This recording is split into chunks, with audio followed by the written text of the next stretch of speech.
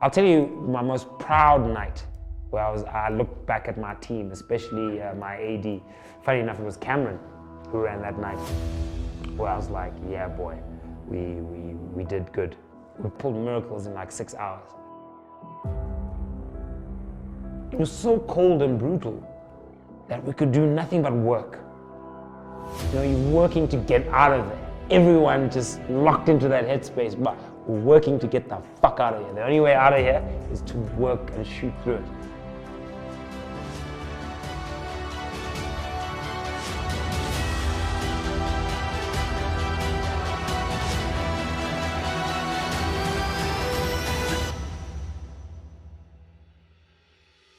You know, one of the fun things about this project has been how segmented scenes are. Like, it's almost like you need to shoot little elements to make scenes work.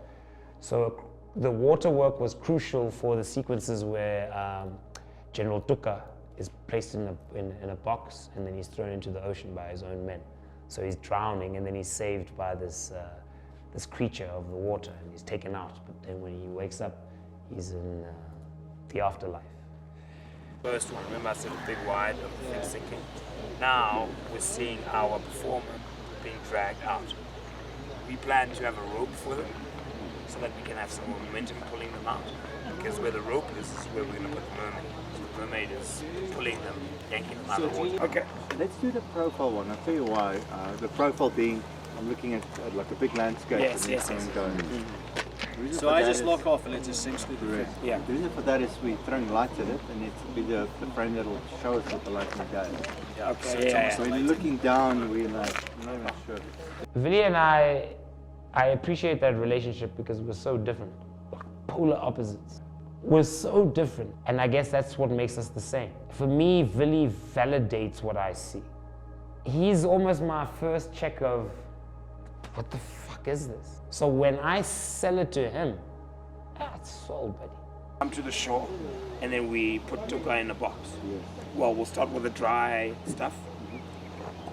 Oh no, let's end with the dry. No, let's start with the dry stuff. Yeah. Because we're going to put him in water. And then we end, the last shot will be with him.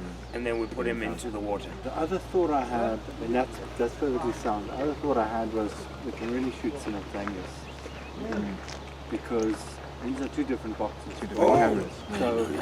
So this is a wooden box that's going to stay shallow. Yeah. And you're going to break apart to get Oh, the I see what you mean. camera space. Oh. And the other one goes deep. So everything's going to be so clumsy to get going. So for instance, I think we're going and lighting the space, understanding it. But once we have that going, everyone's like looking for the frames and we're talking to like, at the same time we'll get this box ready for Tuka. So there'll be a point where we kind of roll. I just think separate camera for separate that, camera, obviously, it's a so- separate No, camera too. I'm fine with that. Yeah.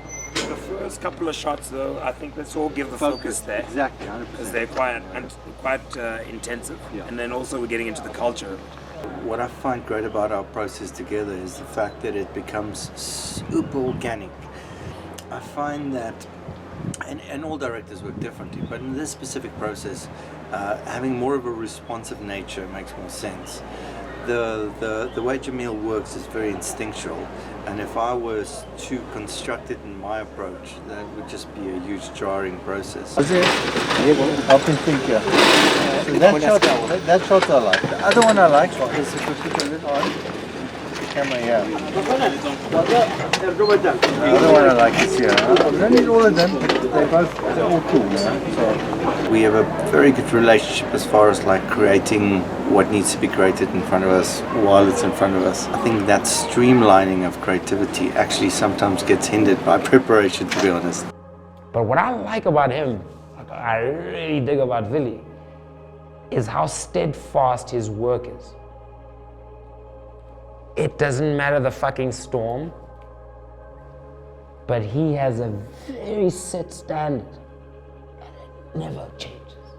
So what I see in my collaborator is him fighting to maintain that. And in him doing so, he gives me my image. Yeah, that's good, guys. And he knows I'm gonna take him through chaos. And I'm gonna challenge every single fucking thing he knows. Just by virtue of existence. It's not even like a thing of I'm trying to challenge you, but just where my consciousness is driving me to go, the story, it challenges his conventions. But he goes in there boldly and doesn't fucking compromise those conventions in the chaos. And I know that takes a very unique and special talent. Out of 10 people, you'll get that out of 0.05%, which is why I'll always rain chaos on Willie in terms of the image. And he'll always fight to maintain the dignity of that image, no matter what. And I fucking love him for that. Okay, so you have to stand in all the way to the bottom. Once you buy that's it, on your own. Camera yamba now. That's it. Okay. You got it. Yeah, what's that? Make sure it's that's all it is. So settle down there. Asuke bona. And release. Yeah. To get the brother to go down and then just be still down there and wait for the take was the challenging part. It wasn't even swimming up. It was for him to allow himself to be sunk down like that, you know, even with the gas and the panic. And, you know, yeah, these are always variables in terms of filmmaking. You're trying to shoot a sequence that's going to be on screen for maybe like 12 seconds, but it's taking you half the fucking night, you know. But eventually we got it after like, I don't know how many takes. In whatever the chaos of the situation, you still need those standard shots. You still need your wide, you still need your close-up, you still need, you know what I mean? So it's also keeping your head in that space of, it doesn't matter that we're underwater, I still need my shots, you know? So you still try to fight for those things amongst the chaos. It goes through the times. For a second. It was a second. Literally a second. Yeah. Okay, there's nothing else. No, I don't think so. Okay. Cool. Let's get him out, guys. Thank you. Water, please. Thank you very much. Well done. So we were shooting the sequences when he was drowning in the thing. I always knew that would probably be Tuka's most challenging scene to shoot. Prepare for the sinking. What is that? But you should load him up offshore, guys. I told them! So we get there, and we did it in shallow water. I don't even think we did it in some deep water. It was just like in shallow water. We put him in. And the minute that box went in, and the water started gushing. Action!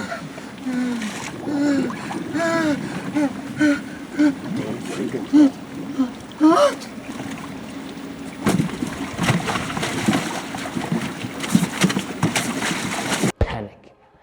And I knew that would happen because I knew he was underestimating what that would feel like, you know? Imagine being in a small pine box with water gushing in. It'll fuck you up, bro. Acting or no acting, whether there's people around you, nothing, you know? So for him, the trick was not to sit up, because the camera's right here. Box is closed up, and now we're putting it in water, like water's coming in. So obviously now, water's coming at you in all directions and you're in a box. And all you're supposed to do is just stay there and do this. That's what I wanted him to do. Every time. As soon as the water comes in, boom, he knocks everything forward.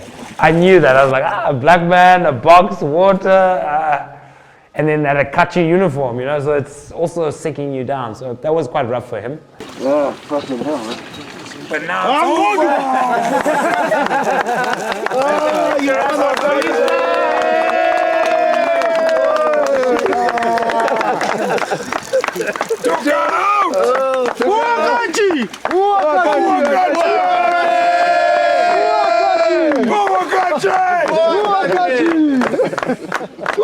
fucking hell. A picture right from the list. Oh, shit.